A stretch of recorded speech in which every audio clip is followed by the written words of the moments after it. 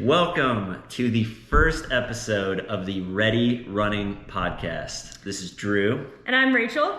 And we are your hosts this evening, or morning, wherever you are. We are going to talk about some fun things in this podcast. If you couldn't tell by the name, a lot of it is running based, because a lot of what we do is running based, which you're going to hear more about in this podcast.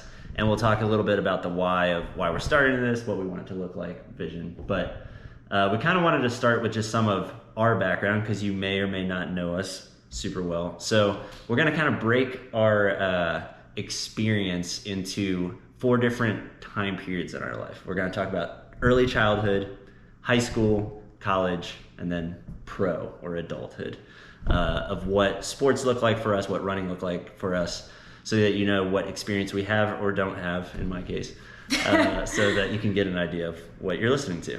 But we just kind of want to get right into it. So, Rachel, we would love to hear about your childhood. What sparked running for you? What was your early childhood look like with sports and stuff? Yeah, so early childhood, I always knew that I loved running and liked being active. I was always outside playing around as a kid with the other kids in my neighborhood and stuff, and just being super active.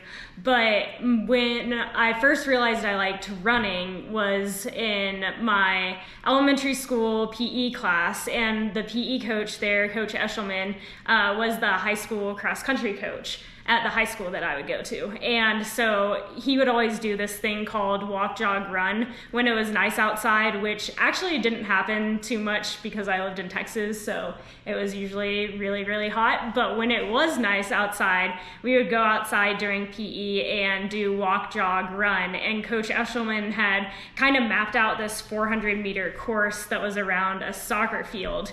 And we would run like one loop of the course, and he would give us a popsicle stick like every time we passed another loop, so that we could keep track of how far we were running. And I was in first grade the first time we did this, and I think I got like 6 popsicle sticks in my first like walk, jog, run. Like I just ran 1.5 miles straight. And so Coach Eshelman noticed that I liked running and I was good at it and had endurance. So he always encouraged me when I was in elementary school to run. And yeah, it was super fun. I really looked forward to those walk, jog, run days. It was like the highlight of my week if it happened, and I would like come home and be like, Mom, we did walk, jog, run today, and it was so fun. So that was kind of like my intro into running. I didn't really do much like training, or I didn't do any training for running in elementary school.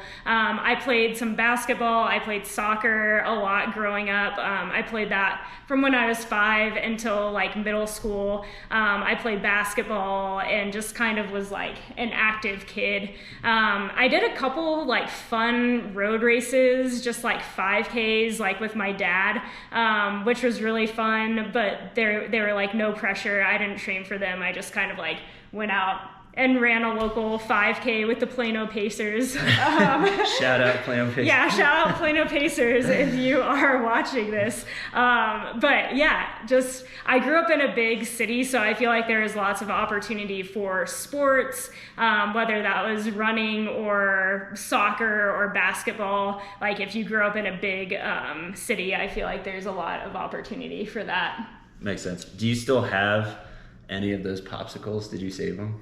No, well, the popsicle sticks we had to give back like at the end of the thing, because I don't know, they had to have popsicle sticks for like everyone at the school, and it was like but they reused them? Yeah, they just reused them. It was like popsicle sticks. You didn't actually get a popsicle every lap. That would be awesome. That would be. But yeah, I didn't end up with like 12 popsicle sticks or 12 popsicles at the end of the day. Yeah, dang, that's kind of sad. Like you can imagine the Olympics giving back the gold medal, and it's like, oh, it's for next year. Well, actually, no, we did have an award ceremony like at the end of the year.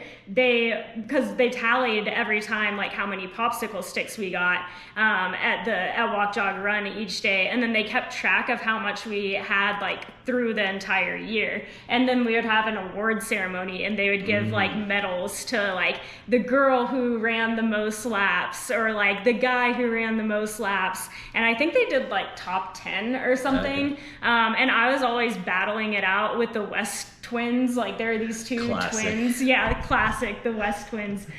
David and Daniel, you guys are awesome if you were watching. If you're still running. Still running. But it was fun just to be able to go out and like run and like compete against some of the guys. I think they never wanted me to lap them,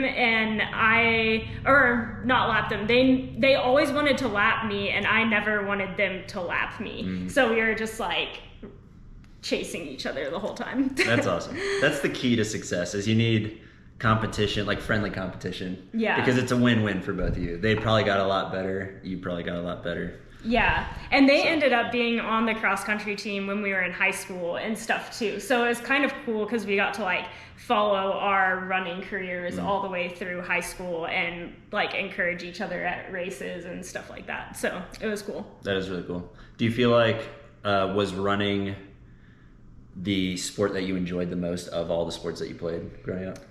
Yeah, probably. Although I didn't really race track until middle school, and even then I wasn't really training for it. And I feel like you kind of have to love the training for the sport that you're doing if you're going to make it sustainable and like a lifelong thing. So, yeah, I feel like I enjoyed soccer a ton because there was like a lot of running, and that, at least for me, like my coach would keep me in the whole game because he like knew I would just like run around. And then the sports that I tried that I liked the least were, well, one was softball. I like did not like it because I didn't get to run that much. So I honestly didn't even know you played softball. I played it for like one season when I was like 5, but I quit because they had like coaches and like adults at every base, and they would tell you to like stop at every base. And I always just wanted to keep running. One time I did, and they got like and upset kicked at you me. Off the team. Yeah, and then I was never allowed back at softball. Nice. Dang. Yeah, but what about you? What was your childhood like with sports? Yeah, I think kind of going off your background a little bit, something I'd like to hear your thoughts on this, and maybe we just like thinking about things on this podcast. So we have our own views, but we're really open-minded to hearing yours. Leave a comment down below if you have questions or maybe answers to some of these questions. But I think something that I've seen, and maybe you have too, is parents get really focused, especially nowadays with how competitive sports are. Yeah. It's like, if my kid is not in the team or like playing from 5 years old to 20, then they have no chance. They're not going to get the D1 scholarship. And they're kind of pushing that. Yeah. And I feel like in the last generation or so, I've seen it maybe changed a little bit. Some people, you hear success stories all the time of people saying like, oh, I didn't start doing this till I was 12 or 13. And it was actually good that I was like a more well-versed athlete and played other sports. Like, what would you say to parents who are maybe trying to get their kids into running or a sport? Do you think it's something where you really need to take it seriously from an early age, or do you think it was helpful that you had other things so it wasn't just like so much pressure at an early age? Yeah, for me, I think it was great not to have that pressure at an early age, although I do think with running, it's a little bit different. Like distance running, it's a little bit different because you peak like way later in life. You peak like late 20s, like 30s. Some of the best marathoners for women right now are like in their late 30s in America right now. And so I think that it really kind of just depends on the sport that you're in. Like, I feel like gymnastics, they almost have to start that early and that young, just because they're like teenagers or like maybe early 20s whenever they are like at the peak of their athletic career. But with running, you don't really have to like be that at the top like that young. And honestly, I feel like running is such a sport where there's like a lot of pounding on your body and stuff. And I feel like some people that I see maybe get burned out if they get into it too young. Yeah, I could see that. It probably is a little bit sport dependent. Yeah. Because you hear so many success stories of like a football player not playing till senior year of high school or even in college sometimes. Yeah. He's just walking around at 6'5", 300 pounds. And they're like, you haven't played football? Want to join the team? Sure, you want to join the team? Totally. Yeah, and then, you know, they make it the NFL because in some sports, being like really big, really strong, or, you know, really powerful can make a big difference. Or like in basketball, if you're 7 feet tall, it's probably easier to train you later in the game. Yeah. They didn't know you were going to be that tall when you were 5. Right. That's totally true. And I know plenty of runners that have gotten into running later on in life, and like they're at the top of the sport right now, or like they're really good and continuing to get better. So if you're older, it's not too late to start, and it's a great sport to get into. So yeah. And really the key is if you love something, you're going to get good at it.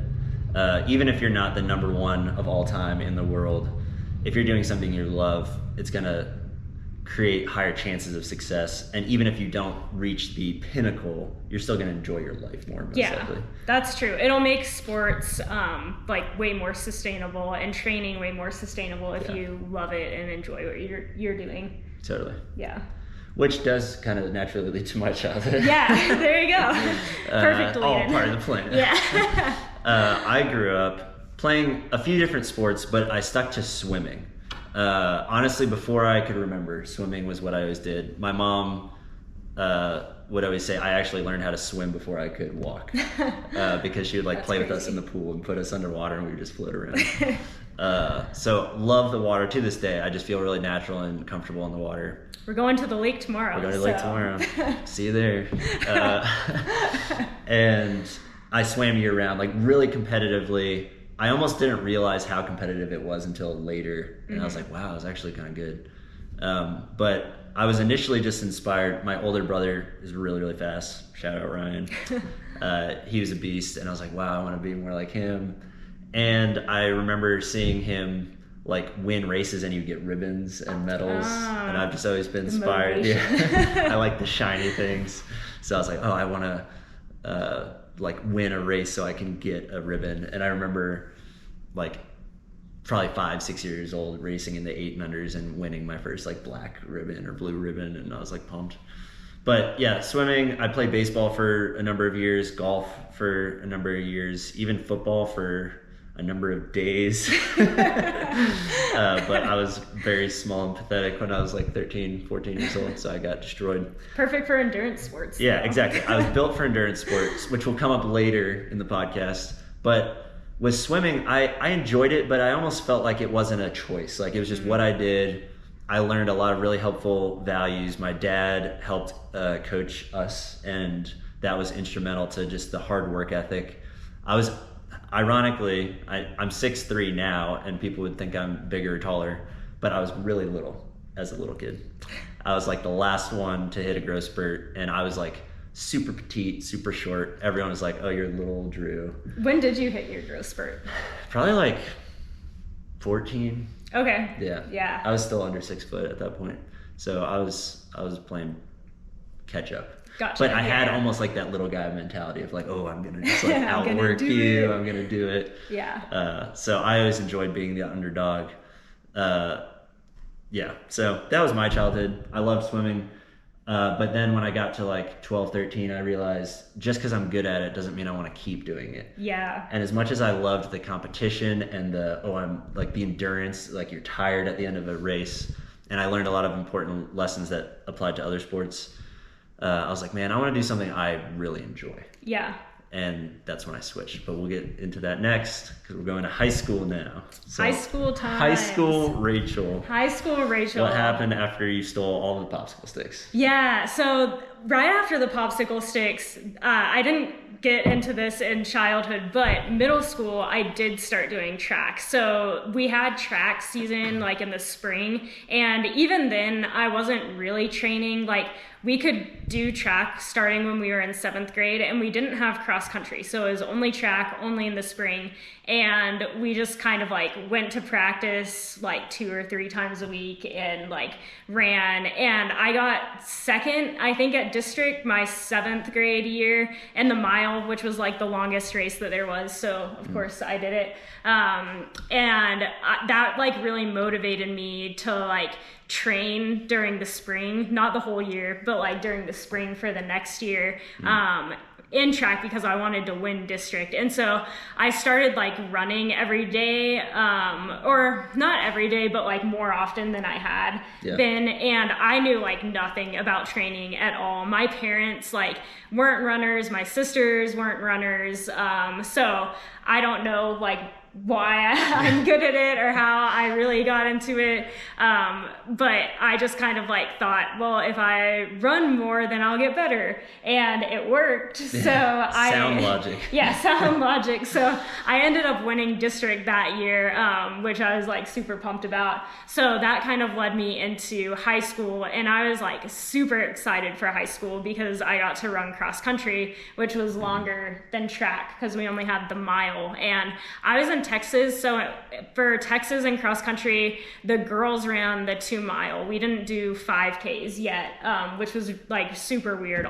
Like everyone else in the country was doing 5Ks, but Texas was like, oh, girls can't run the 5K. And they can now, so that's cool. But when I was in high school, it was the 2 mile. But either way, I was stoked about being able to run the 2 mile in cross country. So yeah, I got on the team, and the women's coach was different than my PE coach from elementary school. So he was the men's coach, or the guys coach, and then the girls coach was my coach, obviously. And she didn't give us like great training. Like I think she was really good at encouraging us in races and stuff, but when we got to the end of cross country season, we just like took a break for like 2 months, and like didn't do anything at all, and we didn't really train over the summer or anything like that. So when I got back from cross country season and got back into school and started doing track, I found out, and I was very surprised that like I was back where I had started, like at the very beginning of cross country season. I wasn't starting from like where I had been at the end. And it makes total sense now. Like, of course, if you take like 2 or 3 months off, your fitness just like tanks. But I didn't know that. So I spent the whole like track season building back up to where I had been at the end of cross country season. And so in my mind after that, I was like, I don't want that to happen again. So I'm going to train over the summer. And I ended up training with the guys team over the summer. And there were a couple of guys on the team, Juan and Jeff. They were like awesome, and they always made sure I had like a ride to practice and like knew where I was going, and they were just like awesome. So I trained with the guys like over the summer and got better, and my goal my sophomore year was I really wanted to make it to state. I hadn't my freshman year, but I really wanted to this year, or my sophomore year. And I ended up doing it. I trained over the summer. I got 10th place at regionals, which was the qualifier for state, and the top 10 go to state. Let's and go. I like edged a girl out at the very like last 100 meters of the race. So it was like, I barely made it, but I made it. That's awesome. And it was like a great moment. And she actually ended up going to state too because her team went. But I was about to say, whatever happened to her? yeah, so I don't feel like as bad. But yeah, anyway, it was like a cool thing. But after that season, we kind of like went back. And like we took a really long break again, which I think you should take a break after the season, but I think like a couple weeks is good. If you're getting into like a couple months, then I just didn't want to like go all the way back to where I had been, like even at the end of the last track season before summer training and stuff like that. So yeah, I was getting kind of frustrated because I would go to practice and then we would just like sit there, and I was going early, like at 6:30 a.m. to practice, and we weren't like running, and we weren't like allowed to run and stuff. And then I would like get out of school, and in the afternoon, then I would go for my run. And I was just like getting kind of frustrated at it. And I almost ended up quitting then, because I was just like, if I'm not going to get better, like, why am I doing this? But my parents found a club team that was in Dallas, and it was called the Metroplex Striders, and it's run by Coach Terry Jessup, and he's awesome. So shout out to Terry. Yeah, you're the best, and one of my favorite coaches for sure. But he really helped me like start understanding training and understanding like the why behind training and stuff. And yeah, I started working with him, and I had like girls to train with. Like a lot of the girls that were the top in like the Dallas area went there, and we would train together and stuff like that. So it was a cool like training group to be part of. And my like fitness just kind of like took off when I joined the Striders. And I like went to state in track that year, which is like harder than like going to state in cross, because there's like less people in track. And then the next year I had like a great junior year and ended up making it to Nike and Foot Locker nationals, which was like super cool to kind of be on like that national like caliber level. And then I feel like I just kept getting like better and better each year. So I was seeing like progression, and I ended up making it or winning state my senior year in cross country. And then I went on to Nike nationals, and I won Nike nationals, and then I went to Foot Locker and I got second. So what a loser. Yeah, I know. I wanted to be the first girl to win both of them, but I was not. That's still crazy. Yeah, got recruited and ended up committing to Baylor to run.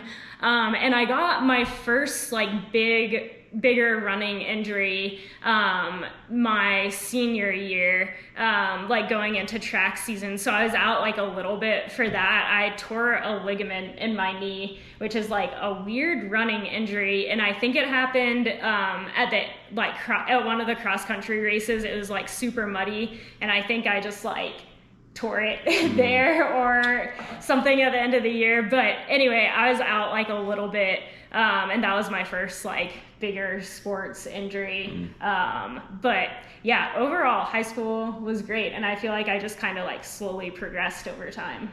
That's awesome. Yeah. Something you said made me think. You had a coach, which I'm sure a lot of people or parents have experienced, like you don't pick your high school a lot of times. It's like the district you're in or whatever, or you're just kind of like dealt the cards. Yeah. That you're given. And you might have a great coach, but you might have a coach that is just doing their best. Yeah. What would you suggest? I know it's kind of a hot topic for some people. Would you say, oh, you should get like a coach on the side to coach? Or is that stepping on the coach's toes? Or do you have a conversation with that coach? Like, how would you handle that situation or suggest a kid listening to this or a parent listening to this? Yeah, that's really tough. I would say like communication with your coach is so key. So I actually like talked with my coach like the day that I was going to the first Striders practice. My high school coach, I talked to her and said, hey, I'm like thinking of going to this practice, and I just like want to be open with you and like tell you that I'm going and I'm doing this. And she was like super, super supportive. And like I said, she was someone that was really encouraging, but I just don't know if she like really understood the training side of it as much. So she was like a great person to have like on my team. And she was like totally fine with it. She let me like miss our high school practices on Tuesdays so that I could go to the other practice and stuff like that. But I do know there were like athletes that were on the Striders who their coaches weren't like okay with them going to those practices, and they would like plan their hard workout days for like Tuesdays, which was like club practice and stuff. So I think that is a really tough situation to be in, but I would just suggest to anyone like communication, like, and this is for life in general. I feel like more communication is better. And if your coach is accepting, then that's awesome. And if they're not, then I think that there's still probably other options or like ways that you can talk with them about like, okay, well, if you're not going to let me like have another coach, like I really need to be training like this way, and try to like say it in a nice way. But like, yeah, I feel like you have to fight for yourself as an athlete to, you know, be able to be the best that you can be. Yeah, that makes sense. It could be tricky, but like you said, more communication the better. Yeah. And probably 9 times out of 10, the coach will understand if you do it in a respectful way. Totally. Give them the heads up and the, you know, hey, this is what the goal is. Because hopefully your coach wants you to be the best so that their school is the best. Exactly. So if you put it that way and you're not putting them down, but more putting yourself up, then you would hope that they would support that. Yeah, totally. Yeah, but it is a tricky situation. It's hard to like go up to a coach and like talk with them about training and things like that. But yeah. Yeah, it worked out for you. It worked out for me, so might be worth it to have that conversation. Yeah, I mean, I feel like no conversation like that isn't worth having. That was like weird wording, but I feel like if you have like a desire to do something and you're passionate about something, then like go for it, you know, and like put everything into it, have those hard conversations if you need to with a coach, and at least you'll know like what position they take on it. Yeah, 100%. Yeah. So how about you? What was high school like for you? Yeah, so kind of weird. Swimming was like my life up to high school. And then I'm from Virginia. I don't think I ever said that. But we moved from Northern Virginia, where I'm from, to Richmond. And it was like the perfect time for a move. I was like 13. And that's when I tried football and like just was like, what should I do? I don't think swimming's long term for me. Yeah. Even though I was naturally really good at it, I just didn't have the passion. And it's tough. Waking up at 5 a.m. and jumping in a freezing cold pool. Yeah, you had some tough practices. How long were your practices as a kid? It varied. I was like on a year-round team, and we would wake up, like I said, 5 a.m. It would be like an hour and a half. We'd swim like 2 to 3 miles a day, but then we would sometimes do doubles at night, and my dad would coach those. It was just a cheaper way, so some mornings we were with the team, and some nights we were with him. And yeah, they were brutal. Anyone who's a swimmer, it's similar to running, except for you don't get a pick when you breathe all the time. That's why I don't personally enjoy swimming as much, I think. Yeah. But yeah. And you had your dad as a coach too, which you've told me those practices were like super hard. They were brutal. Yeah. Things like 1050s, which is like a down and back in a short course pool. And you would start at like a threshold effort running wise. We'll explain these things depending on your knowledge of running, but where it's just like kind of comfortably uncomfortable, you'd start at that, and then you have to negative split, get faster every 50, and it didn't matter how long it took. It was just like, we're gonna do 10 and you're gonna have to negative split all of them. So if you get down to that last one and you went a little too fast on the rep before, you're like shooting yourself in the foot. Did you ever just like, I don't know what the equivalent of jog is, but like jog the first rep? Totally. Yeah. That would happen. I think sometimes he would be like, you have to start at this pace as like a minimum. Oh, that's tough. Yeah. Or there were times where he would just say like, do 10 reps or 5 reps, and they all have to be sub this pace. Oh, okay. So it'd be like mile repeats, but if you miss the mark, then you have to do it again. Dang. I cried multiple times. Oh my gosh. The best part though was, it was at like what was it called? Freedom Aquatic Center is what it was called. And it was like a Y pretty much. And there was this awesome like fun pool with like slides, and there's a whirlpool and like all this sick stuff. And he's like, when you're finished, you can go play. And it was just like tantalizing. It was right there. Did you even want to play after? Yeah, that? I did. Yeah. Swimming in circles in a whirlpool was a lot easier than sprinting. Yeah. I feel like it's funny to me because like my interactions with your dad, he's like so sweet. And, he like, was sweet. Nice and stuff. But yeah, I'm just like picturing him being this like coach, like getting after it. And it's funny to me. It is kind of funny. He's like not mean at all, but it was like super, super tough. Yeah. And his big thing, for a while, I wanted to be a Navy SEAL growing up. I just thought that'd be the coolest thing. And he would always be like, Drew, you can quit whenever you want. And I'd be like, don't say that. Like, that was the worst. He knew how to drive He knew how to drive me. He's like, oh, it's fine. Like, if you can't do it, that's okay. Oh my gosh. I'd just like have to prove it. to him and to myself, I'm like, I can do it. Like, You're still like that now. I am still like that now. I'm super Haven't stubborn. Yeah. And I'm just like, I'd rather die than quit. But yeah, anyway, going into high school, stopped swimming and picked up tennis because it was something that I really enjoyed. I liked sports like swimming and tennis because you're active the whole time. Mm-hmm. Like, part of the problem with football, other than being destroyed as a skinny little teenager, was that you're like sitting on the bench half the game. Yeah, that's why I didn't like softball. Yeah, that's why I didn't like Same baseball. thing. I'm Yeah. like sitting on the bench, Yeah. waiting for something to happen. It'd be like, there'd be split instincts where it's like, oh, that was fun, or I gotta dive for the ball. But then you're like waiting, or you're the quarterback and you're just handing the ball to the running back and he's doing that work. So tennis, you're in every single point. And it's like running, you're in every single race. Swimming, you're in every single race. So I enjoyed that. I sucked at it, was not naturally good at it at all, but I just like loved it. So stuck to that all throughout high school. And probably when I was about 15, I started taking it really serious. And I was like, I know I'm really bad at this, but it would be so cool to play a college sport. And I'll never forget this. I started asking like around college coaches, and Todd Helbling at University of Mary Washington in Virginia, he was awesome. I went to him. They're a D3 program and they're usually nationally ranked. And my dad and I were there for like a showcase or something. And I was asking him like, oh, what would it look like if I could be on your team? And I think this was like the summer after my sophomore year. So I still had half of high school left. Yeah. And he's like, honestly, you're not good enough right now. And he said it so At least nicely. he's honest, yeah. Matter of fact, he's like, you're not good enough right now. Your ranking is too low. You don't have enough match experience, blah, blah, blah. Like, you need to play these level matches. You need to have these type of victories. Play in this, play in that, do this, do that, if you want to play at this level. And it was the best advice ever, because I wasn't like broken by it. It was kind of like how my dad would say, oh, if you want to quit, you can quit. In my mind, I took it as a challenge. Yeah, I feel like a lot of high schoolers would like take that badly, but it's cool that you didn't, and that just like motivated you. Yeah. Yeah. Because he's like, you're not good enough. I'm like, but almost like you could be if you do these things. I'm like, all right, bet, say less. I'm going to try.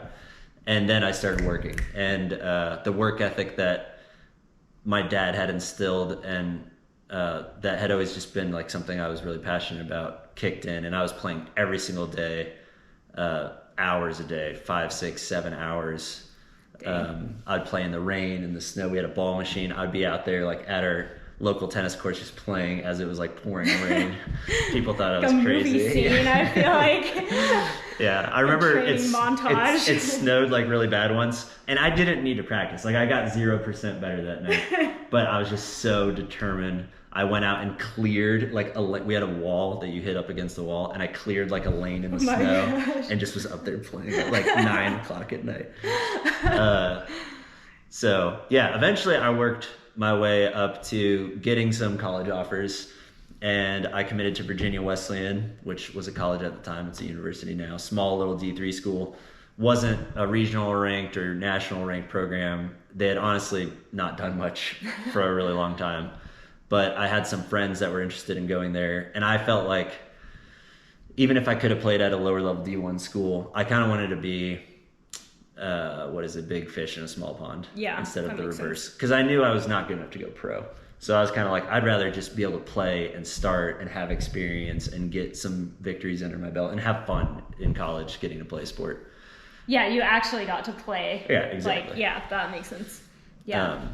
And then it was funny because that coach then like reached out to me after I committed to Virginia Wesleyan. He's like, oh, so what do you think in college-wise? And stuff. And I was like, I'm already committed. Sorry, Dang. but thanks for the help. There's a little more to that story later, because senior year of college, it reconnects a little bit more with that specific college, which is like a funny little story.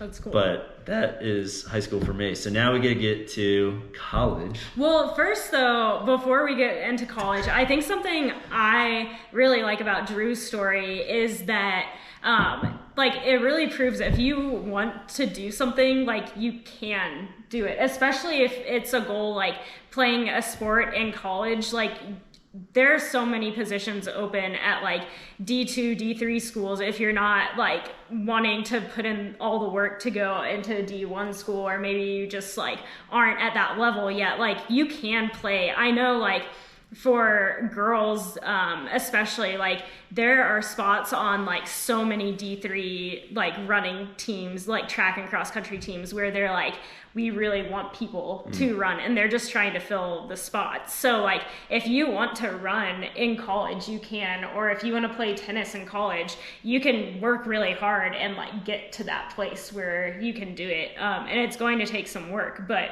like you can do it. And that's something that I think is really cool about Drew's story. Yeah. Yeah, what she said is so true. You don't always need to have the most natural talent or athleticism.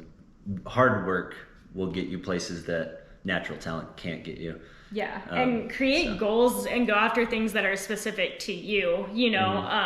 I think that's one like huge thing that you can do, to just set like goals for yourself that maybe are small, but they could lead to bigger and bigger things over time if you just keep sticking with it. And you have nothing to lose. Like if I would have failed for whatever reason and couldn't play in college, I could always go back and be like, I'm proud that I put 100% out there. No regrets. Totally. So it's like a win-win either way. Luckily, I got to the point that I wanted to get to, but I'm sure at some point I wanted to play D1 and had to realize like, okay, I'm not going to play for like UVA or something. Yeah. But you can tier your goals, like you're saying. Yeah, and shift your goals if you find out like, oh, maybe I'm not like quite good enough to be on a D1 team right now. Like that's okay, no shame in that. Just like shift your goals a little and maybe go for like running or playing a sport at a D2 level or D3. So yeah, you can always shift your goals and just create goals that are good for you and where you're at right now. As my great friend Gabe always likes to say, you don't know till you find out. That's a great quote. I know. Shout out to Gabe. Lots of shout outs I know. to So people. many awesome people in our lives. But yeah, we can talk about college. So you committed to Baylor. I did. Sikkim Bears. Sikkim Bears. We just lost to BYU last night, but that's okay. Sikkim Bears still forever. Anyway, so yeah, I went to Baylor for college, and I was really excited about it. I was pumped to be able to be on a track and cross country team like Baylor's. It was a fun team to be on because the track team like had people in pretty much every event that were good. Like it wasn't just a distance school. Like when we went to nationals, we had like 400 meter runners, like the 4x4 team. We had a shot putter that was really good. We had a hurdler that was like really, really good. We had a long jump and like triple jump girl that was really good. So it was fun to be a part of a team like that, where we really were like a true like track team, and you got to cheer on people from like different events and stuff, and learn different events too. But anyway, that's one of the things that I loved about Baylor. And we are back. We had to stop filming because the camera got too hot. So yeah, it's all Rachel's fault. Yeah, thank you. Okay.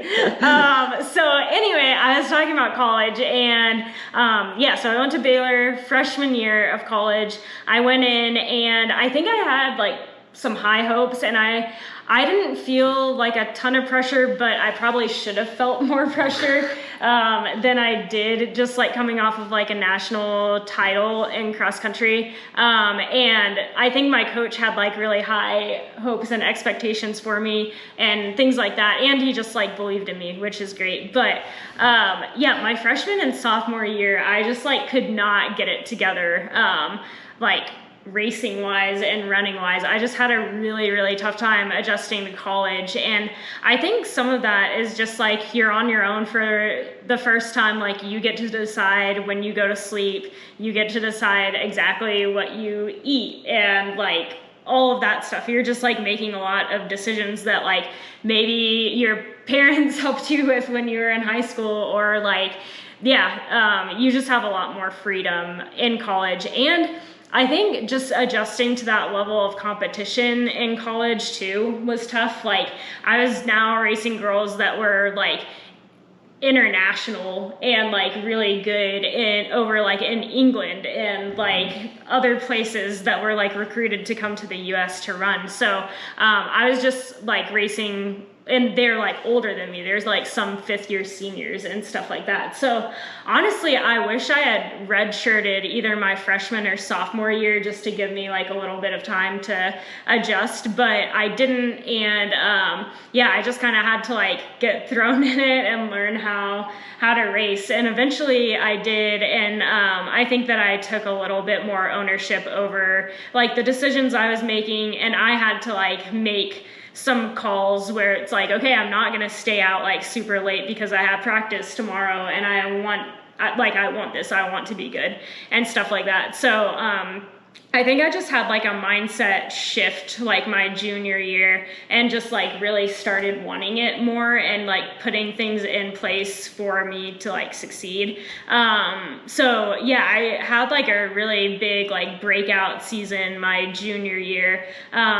A little bit in cross country, like I made it to nationals individually, which is a little bit harder to do in cross country. And then I ended up making it to nationals like in track season and stuff like that. So yeah, I had like a big breakout season my junior year and had a good senior year as well. So I steeplechased in college, which was super fun. That was like my main event on the track.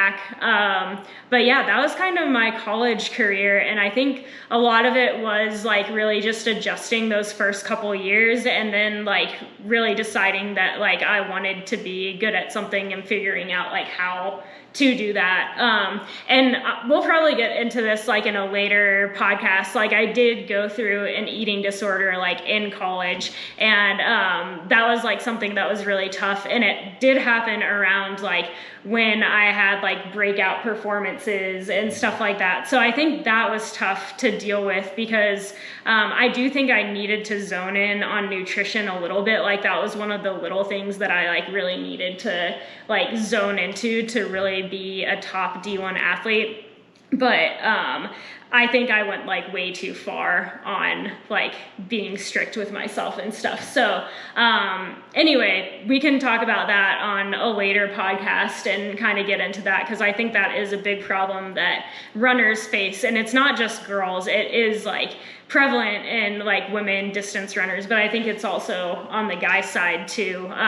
And in sports in general, even if it's not like trying to like lose a ton of weight to like be faster, I think in sports in general, like we're so like we rely on our body so much, it's really easy to have like body dysmorphia and just like think of yourself as like not as strong or not as fast as you are. I think that's a big thing in sports for sure.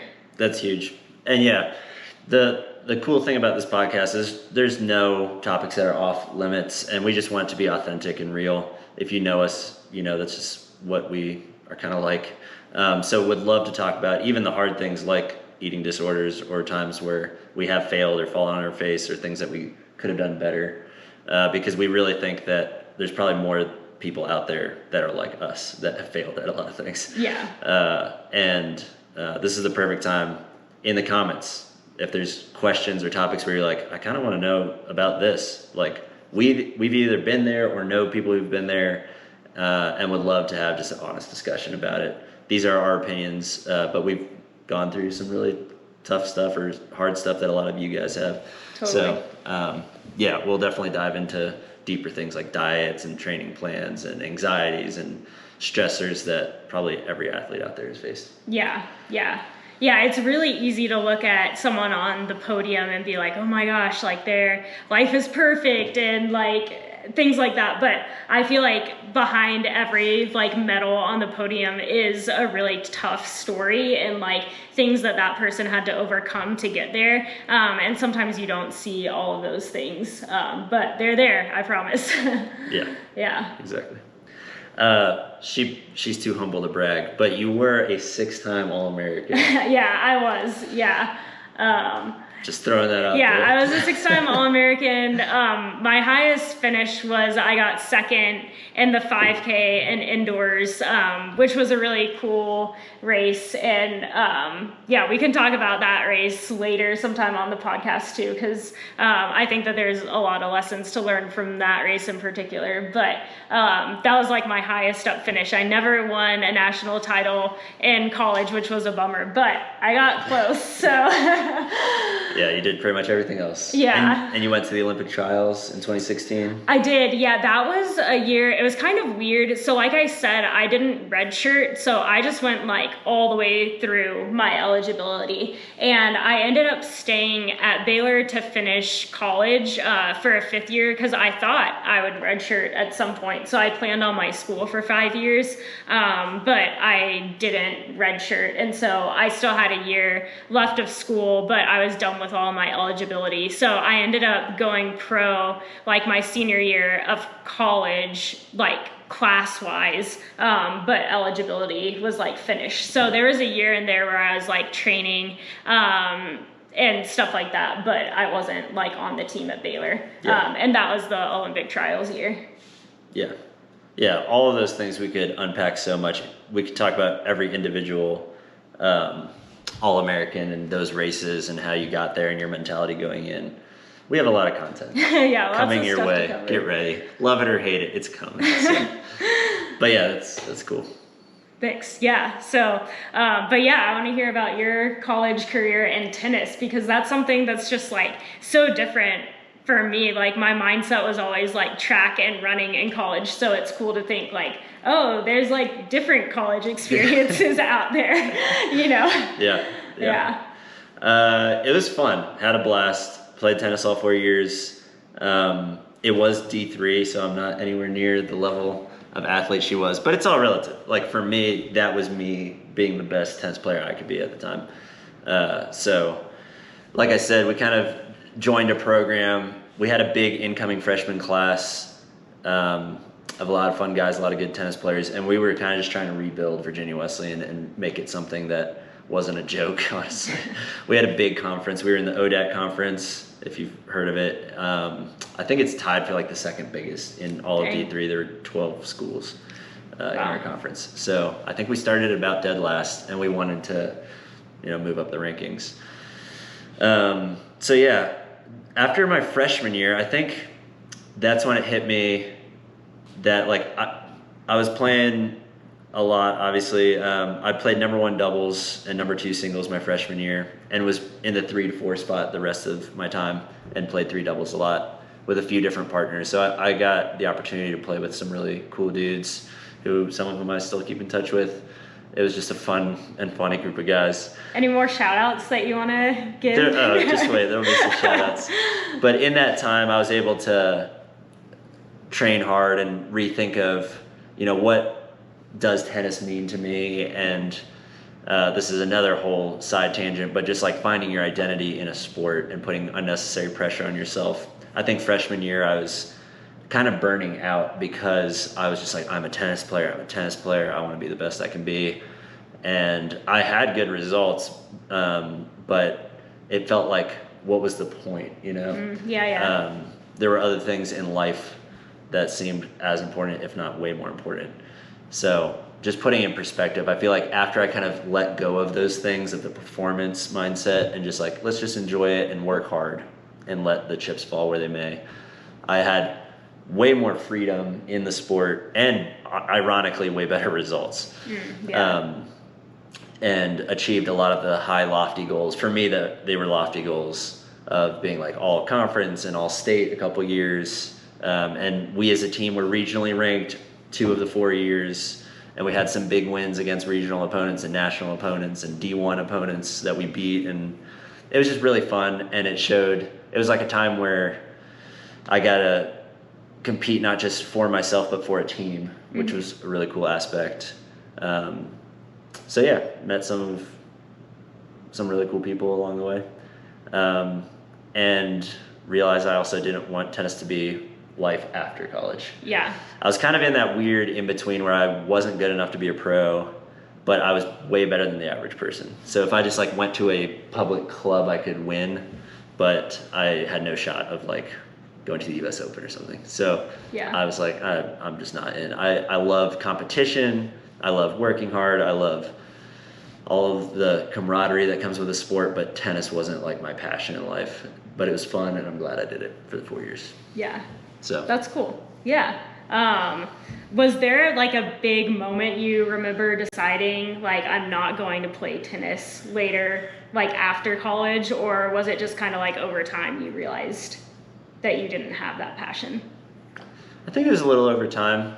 There was a year, it was the summer after my junior year, our coach at the time owned a local tennis club, and a few of us worked for him. And we were like the tennis teaching pros that summer.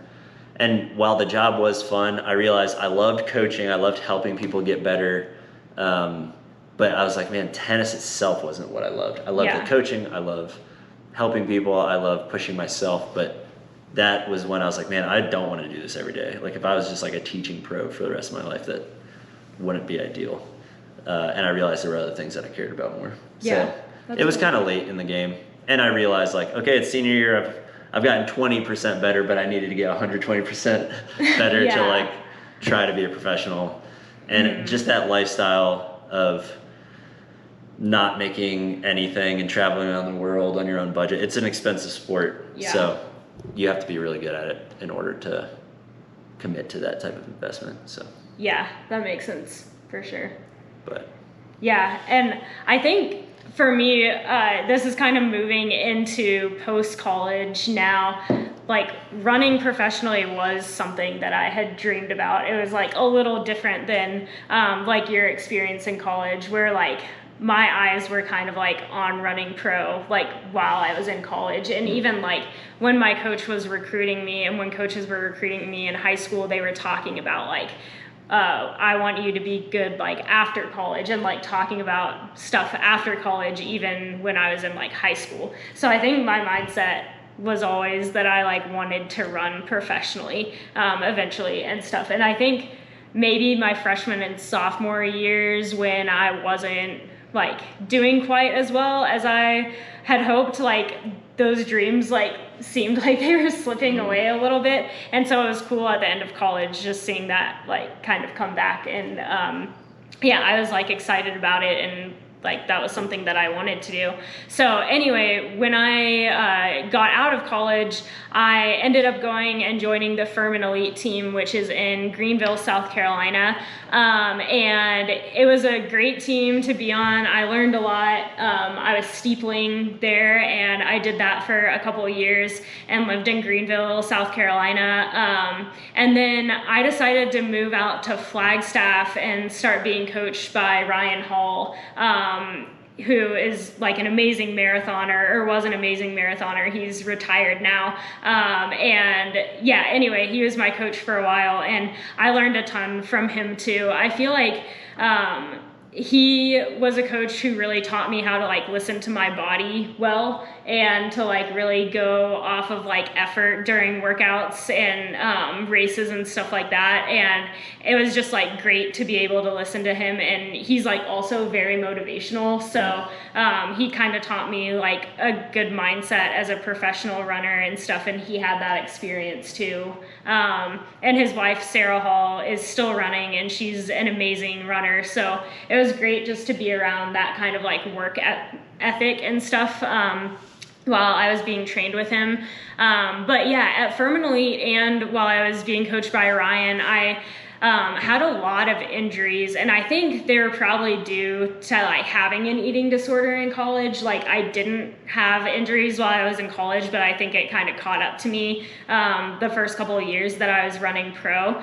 And I think the first couple of years I was running pro, I was also trying to get out of that like eating disorder mindset a little bit still. So that also like didn't help my running career at all.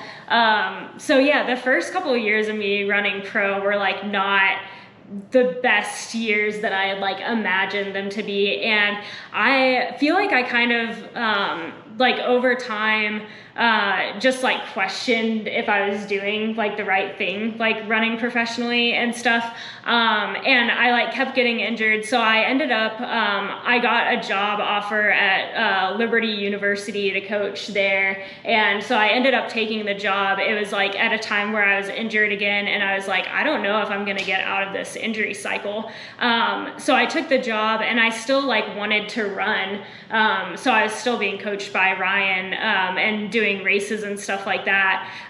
But I just felt like I needed to like do something else too, because running hadn't been going well. So I wanted to be able to like contribute in some way, to like other people's running. And, yeah, so I kind of got into coaching there.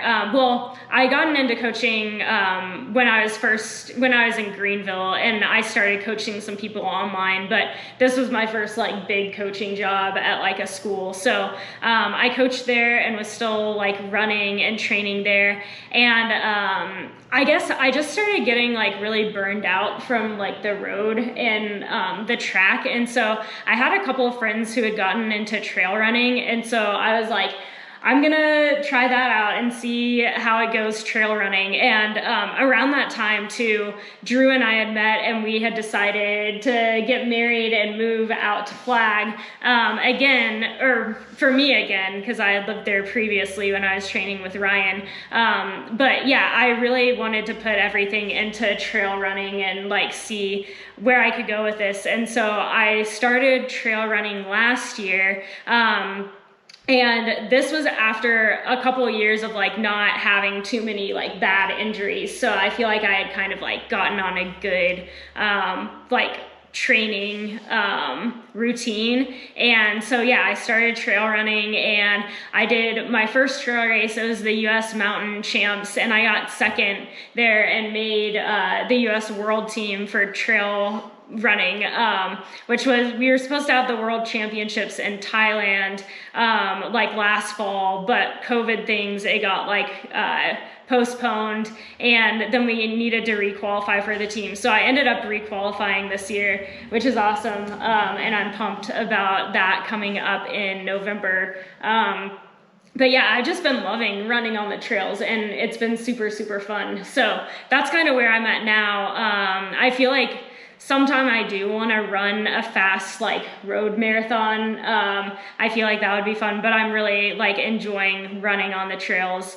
And this year too, I got sponsored by Merrell, which I'm wearing their sweatshirt now. So shout out to Merrell. But yeah, I'm sponsored by them, and it's been super fun just being able to run in their shoes and yeah, be sponsored again. I was sponsored like when I was on the track and roads, so it's kind of fun to be able to be sponsored on the trail too. Yeah, that is a really cool story of how you switch and transition. And I think a lot of people would love to know, like, I'm new to running. I'm about to talk about how that happened. Came up, yeah. But it's been helpful because you have so much experience with running and you've been doing it your entire life and you understand the systems in place and all this stuff. But idiots like me and other people are just like, what, professional running? Like, you can be a professional runner? Yeah. And I know you've been asked silly questions of just like, oh, you're a runner? How do you make money? And like, how much do you make? Like, questions that would be so rude to ask anyone else, or just weird to ask anyone else. Yeah. Are so taboo in the running world. And we could have a whole podcast on that, and probably will. Yeah. Because I'm sure like some of the viewers out there are thinking those questions. Yeah, exactly. They're like, are like, you can run professionally. So if you're in that boat, you're not alone. Because most of the people in the world are probably thinking the same thing that you are. Yeah, you're in good hands. I'm dumber than you are, so we're all good. No, but it's true. To me, it's like, okay, I'll answer this question again, but yeah. Yeah, exactly. Yeah. But it's possible. Yes. For those of you out there that are like, man, I don't know if I could do this. Is this really a career path? It's like, yes. It could be. You can. Yeah. It could easily be a career path. And it's awesome. Like, now you get to do what you love and probably what you want to do since you were a little kid, which is really exactly. cool. Yeah. And hopefully will inspire people to follow their dreams and reach big, and know that, like, in your story, there's a lot of hiccups along the way and a lot of injuries and a lot of times where you probably were like, there's no chance I could ever do this. But now you're here and you're living that dream. Yeah, something from my story that I've like realized is like every time I reach a new level, I like have a couple years or like an adjustment period. Like when I was in high school, I wasn't just like the best in high school right off the bat. It took like my freshman year and then like part of my sophomore year and getting on that club team to go to the next level. Same thing with college. It took like freshman and sophomore year to like really train and like kind of get used to that level of competition. And then in my pro career, it's taken a few years too. So if everything's not clicking right away, sometimes it just takes time, and sometimes you just have to put in training years and years. We need a different camera because it just messed up again. But let's move on to Drew's post-college career, not with tennis, I guess, after we learned last time. And not a professional career. Not professionally. So what did you do after college? So after college, now you know my whole story. I've played sports my entire life. And so graduating college, knowing I didn't want to be a professional tennis player, I'd already got a new job that had nothing to do with sports.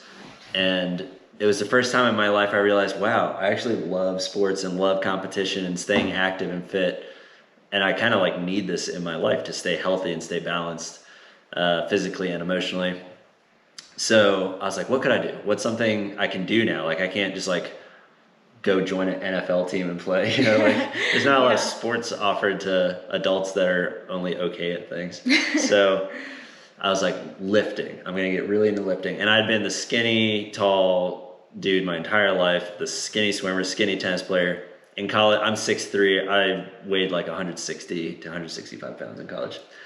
And I remember thinking, okay, I want to gain like a lot of weight. And my goal, so funny, some of my friends just like know I talked about this and would laugh at this, but Thor was always the Avenger that I was like, he's a beast, he's a tank, and he's my height.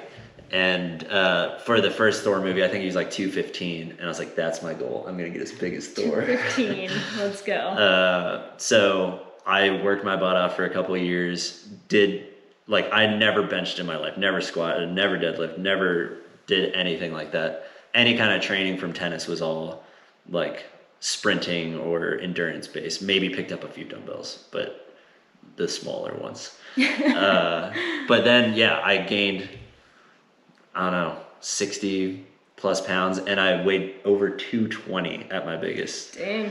It was not all muscle, but it was the strongest I'd ever been in my life. And I was like, yes, I feel powerful, and I'd never felt that, and it was really, really cool. Just to give you some of the numbers, nothing super impressive, but I was like benching 260, squatting over 300, and deadlifting around 400. So for skinny little tennis Drew, that was all really impressive. It's very like average for someone who trains in the gym. But it hit me one day that I needed to go a different route. I was playing football with my little brothers in the street, because whenever I go visit, we'll play football in the fall time. And I was rolling out for a pass, and my little brother was chasing me, and I threw the ball. I took like 10 steps, and I was winded. And I was like, oh my gosh, this is what it feels like to not have endurance. I just had never experienced it in my life, because my entire life I had endurance. And then for once I traded endurance for strength. Yeah, tennis, you have to have a ton of endurance. Exactly. Or even, So I was like, forget this. Like, I will never trade strength for endurance. So I was like, okay, I'm going to start running. I started doing more CrossFit actually for a little bit, but in that transitional period when I started cutting weight again, in that time I learned a ton about dieting and macronutrients and supplements, and a lot about lifting and body composition and what exercises are more efficient to build muscle or to lean out. And those things have just helped me a lot even now in running. So I'm really glad I went through those times, and it was super, super fun. But you were winded. But I was winded and felt terrible 10 steps. about myself. All it took. Yeah, I was like, forget Chris Hemsworth. like he's huge and he's Thor, but like it's because he's a superhero. He's a god in the movie, but like he couldn't. Yeah, run. how fast do you think he could actually run? No way. Any guesses? I challenge you, Chris Hemsworth. I don't think you could run a sub 6 mile. Could he run 10 steps without being winded? Yes. I don't know. Who knows? He does. He does. Maybe he'll be the next guest on the podcast. Yeah, we'll probably have him on next week. Probably next so week, come so back. stay tuned. Stay tuned. We'll be here. Yeah. But anyway, some of my friends, shout out Gabe Higgins. Another Gabe Dang. shout out. Gabe is big in your life. He is big in my life. We were roommates in college. He ran cross country and I played tennis at the same college. He was talking about Boston Marathon. And as an idiot, no running experience, I was just like, the only things I knew about running was the Boston Marathon and the Olympics. And I couldn't name a single other race or what times are good. I thought if you could run a sub 6 mile, that's like super, super good for anybody, which is statistically still true. Yeah, it's still good. Yeah. But I was like, man, the Boston Marathon, I asked him, what do you have to run? And he said sub 3. And I was like, what does that mean, like per mile? And he said 6:51 mile pace. And at this time, I ran an all-out mile at 2:20, and I ran like a 6:25 and was on the ground dead. So in my mind, I was like, dang, I couldn't even run 2 of the 26 miles to qualify. But I love goals. I love challenge. So I was like, I'm going to run the Boston Marathon. And it'll probably take me 5, 6, 7 years, but I'm going to do it. And then slowly, that transition, I started running, taking it really serious, like anything I commit to in my life. And at some point I was like, I think this running thing is coming really naturally. It reminded me of swimming, just I can breathe whenever I want. And I think it is something that comes more naturally to me than most other sports or things. So then I started adding things. I was like, well, I kind of want strength because I stopped lifting for months. And then that didn't feel great either. I was like, I want strength and I want endurance, blah, blah, blah. What's the possibility of doing both maybe? So I eventually came up with this crazy concept. And if you follow my Instagram, you know what I'm going to talk about. But it's called the 250 Project. And I've been doing this for the last couple of years. But the project is to balance strength and endurance. So the goal is, in a single calendar day, can I run a 250 or faster marathon and bench 250 or higher pounds on the bench press for just 1 rep in the same day? It's a big challenge. Big challenge. Big challenge. And it has been hard to balance, which we'll definitely talk about in another episode. But there are some big challenges with that. But you have hit one of the goals already. So I have not. Well, you qualified for Boston. Yeah. Oh, wait. Never mind. Yeah, I see what you're saying. Never mind. Yeah. I'm really bad. I did. He's close to running a sub 250, but one of his goals to make Boston, he has done. That is true. Thanks to my amazing wife and coach. After about 4 months of training myself and making the dumbest mistakes that probably any new runner has ever made, we met, and we'll have a podcast about that too. But she started coaching me and still coaches me, which is amazing, and has helped a ton. And I qualified for Boston in February. At the Mesa Marathon, I ran a 2:51. Yes, it was an awesome race. So, yeah, it was super fun it's been super fun to just be able to coach him and see him progress over time. It's like really cool to see what someone can do when they put their mind to something. And that's what I love about coaching, because a lot of my athletes are like that, where they're just like cutting down their times, and I get to see that and be part of it. So it's really fun. Yeah, it's really fun for both of us to be a part of it. Which, again, getting to the why before we close out this maybe long podcast, but we're having fun. Yeah, so. We're having fun. I don't know if you guys are still having fun, but we are. Yeah, we're going to talk about some of the why, and one of the whys is just selfishly, we talk about stuff like this all the time, not just our personal lives, but advice, and she coaches and runs professionally, and I have coached friends in the past, and I'm starting to take on athletes myself, and selfishly, we just love talking about this stuff. We love helping people. We want people to reach their max potential in life at whatever it is. But we have a lot of experience in sport and specifically running. And we come at it from very different angles. Like you have a professional, elite of the elite, cream of the crop runner who's run her entire life, knows everything from, short distance to cross country to long distance to trails, and has been coaching at the D1 level, national level. And then you have me, just like an average guy who didn't even run till 3 years ago, less than 3 years ago, but is respectable. I made Boston, the normal person Olympics. So I think I've coached my whole life. I coached tennis in high school, and I've coached my friends to lifting and coach friends in running just for like fun, helped with like weight loss or weight gain. So I feel like we come from different perspectives. So wherever you are in your fitness journey, I think we could be of help, because we've probably tried to hurdle the things that you're trying to hurdle now. And we have had people in our lives that have poured into us, coaches that poured into us, people, family, friends that really helped us get to where we're at, because it really does take a village to accomplish big goals. And we want to be a part of that for you guys. We want this to be something that you can look to or go to for advice or for help, that we could be of assistance, because we just love seeing people succeed. Yeah. So if you in the future have a cool story to share about how you've like made big jumps in fitness, or if we've given you any type of advice that's really helped you in this episode or later episodes to come, comment on it or share your story with us, and we would love to hear it. But this is for you guys, for anyone that has questions out there about running, or just like doesn't even know where to start. If you're a beginner, all are welcome here. So yeah, it's about you guys.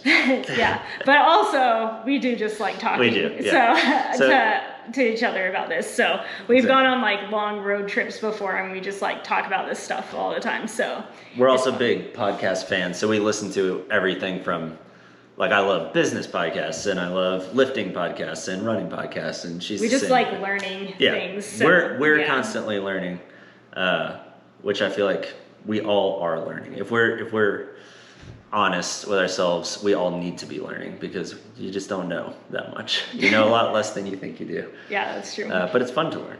Yeah, totally. So that's why we're doing this podcast. That's kind of like our life running story, and enjoyed this, and we'll see you back here next week. We'll come up with a better outro, maybe. But I kind of like that. Yeah, we'll just snap to the camera. Yeah, we'll be cooler in weeks to come. Maybe, I don't know. Can't promise that. We'll do like a little jingle. Yeah, that's another thing. If you have a jingle, let us know. Like, comment, subscribe. All right, see you guys. Thanks.